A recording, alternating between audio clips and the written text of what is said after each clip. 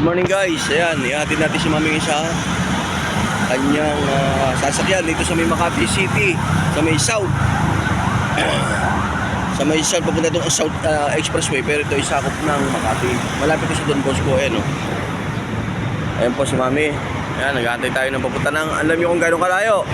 Papunta ng Lipa, Batangas. Kawawa nga ito, dahil ang layo. Ang aga-aga o. Naman traffic dito. Sa mga nagkakape, sana may tinapay. Ayun. Yan ang katsaga si Mami sa trabaho. Kahit malayo, pupunta niya, basta na-autosan yan. And sana, pag ilang araw na ito, kawawa naman, hawa ko yung Mami. Makati to Lipa City, di ba?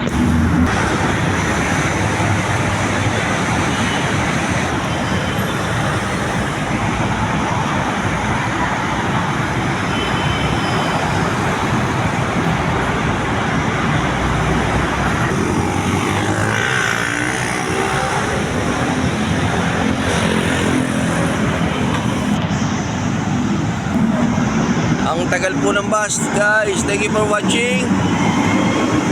And God bless po. Bye bye po. Ingat po sa biyahe, mga nagdadrive.